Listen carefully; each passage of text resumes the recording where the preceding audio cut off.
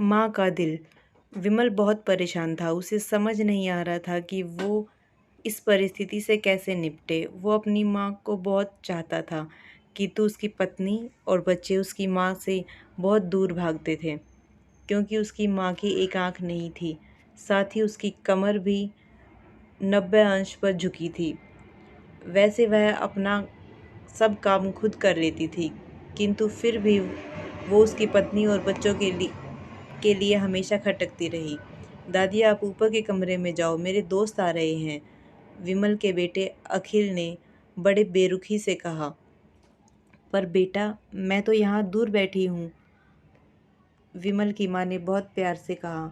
नहीं, आप उनके सामने मत रहो, वो मुझे चिढ़ाते हैं, अखिल ने जोर से डांटते हुए कहा। क्या हुआ?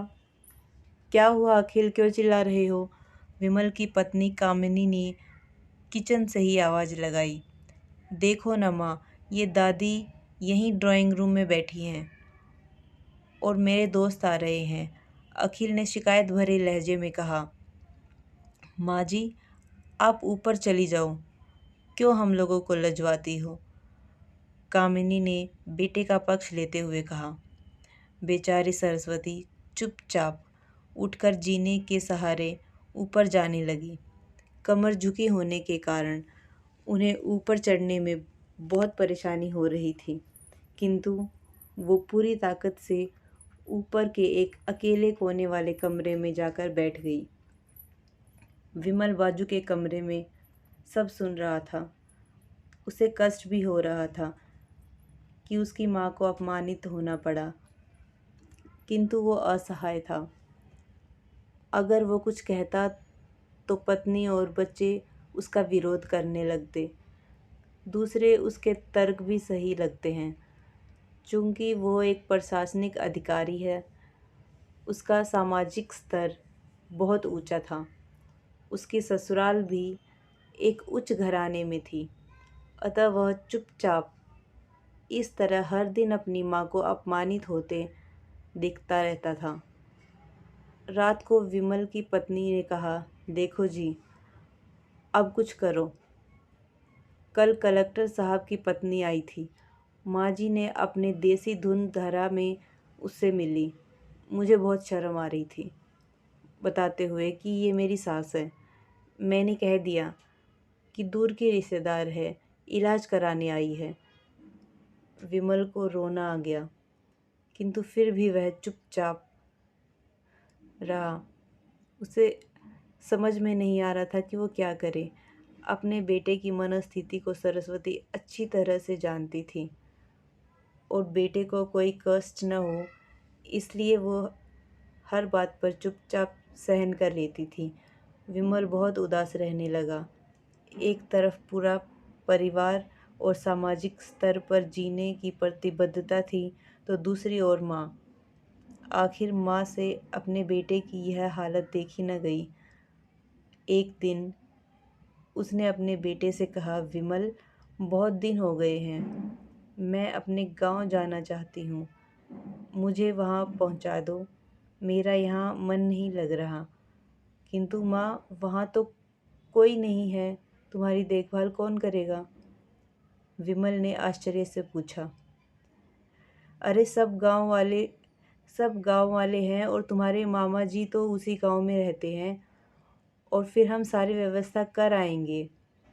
कामिनी को तो जैसे मन की मुराद मिल गई हो।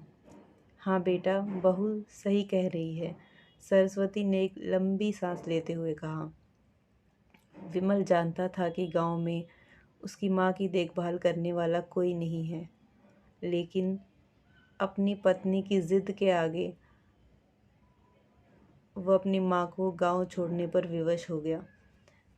माँ को गांव छोड़कर आते वक्त उसे रोना आ रहा था तथा अपनी बेबसी पर गुस्सा भी आ रहा था, किंतु परिवार, पत्नी और समाज ने उसके इस मनोभावों को दबा दिया और वो सुकून सा महसूस करने लगा। कुछ दिनों के बाद उसके चाचा, जो अमेरिका में रहते थे, आने वाले थे। जब विमल बहुत छोटा था, उसके पिता जीवित थे, तब वो भारत आए थे और उसके बाद अब आ रहे थे। पूरा परिवार और आस पड़ोस बहुत उत्साहित था। अमेरिका से विमल के डॉक्टर चाचा आ रहे थे। डॉक्टर रमेश ने जैसे ही घर में कदम रखा, सबने मिलकर बहुत उत्साह से उसका स्वागत किया। क्यों विमल, भाभी नहीं दिख रही, कहाँ है? डॉक्टर रमेश ने उत्सुकतापूर्वक पूछा। जी वो गांव गांव में रहती हैं, यहाँ उनका मन नहीं लगता, कामिनी ने सपाट लहजे में उत्तर दिया। डॉक्टर रमेश ने विमल की ओर देखा तो विमल ने अपनी नज़रें झुका ली। डॉक्टर रमेश सब समझ गए। बोले, कल हम भाभी से मिलने गांव चलेंगे सब लोग। दूसरे दिन सभी लोग गांव के घर में पहुंचे। देखा कि सरस्वती को बहुत तेज बुखार है और वो पलंग पर असहाय पड़ी है। डॉक्टर रमेश दौड़कर सरस्वती के पास गए, उसके पैर छूकर रोने लगे। सरस्वती की ये हालत उसकी कल्पना से परे थी। वाह बेटा विमल, तूने तो नाम उजागर कर दिया। अपनी माँ की ये हालत देखकर तुझे तो शर्म भी नहीं आ रही होगी। डॉक्टर रमेश ने विमल को लगभग डांटते हुए कहा। नहीं देवर जी, विमल का कोई दोष नहीं है, मैं खुद गांव आई थी। सरस्वती ने अपने बेटे का बचाव किया। मुझे सब पता चल गया भाभी, आप चुप रहो। क्यों बहू, तुम्हें अपनी सास की कुरूपता पसंद नहीं है? समाज में तुम्हें नीचा देखना पड़ता है ना? डॉक्टर रमेश ने कामिनी की ओर व्यंग्य से देखा। कामिनी निरुत्तर होकर विमल को देखने लगी। आज तुम जिस सामाजिक स्तर पर हो वो इन्हीं के संघर्षों की देन है। और बेटा विमल, तुम्हें शायद मालूम न हो कि बचपन में जब तुम 1 साल के थे तब छत से नीचे गिरने के कारण तुम्हारी एक आँख फूट गई थी और तुम्हारी रीढ़ की हड्डी में भी समस्या थी। तब तुम्हारी इस कुरूप माँ ने अपनी एक आँख और अपना बोन मैरो तुम्हें देकर इतना सुंदर स्वरूप दिया था। कामिनी बेटा, इतने साल का संघर्ष करके बेटे को प्रशासनिक अधिकारी बनाने वाली इस संघर्षशील औरत की तुम लोगों ने यह दशा कर दी। तुम्हें ईश्वर कभी माफ़ नहीं करेगा। डॉक्टर रमेश की आंखों से अश्रुधारा बह रही थी। अब भाभी, आप मेरे साथ अमेरिका जाएंगी, यहाँ इन स्वार्थी लोगों के बीच नहीं रहेंगी। डॉक्टर रमेश ने सरस्वती से कहा। विमल को तो काटो तो खून नहीं। डॉक्टर रमेश जो उसके चाचा थे, उन्होंने जो राज बताया उसके बाद तो विमल को यह लग रहा था जैसे उससे ज़्यादा पापी इंसान इस दुनिया में और कोई नहीं है।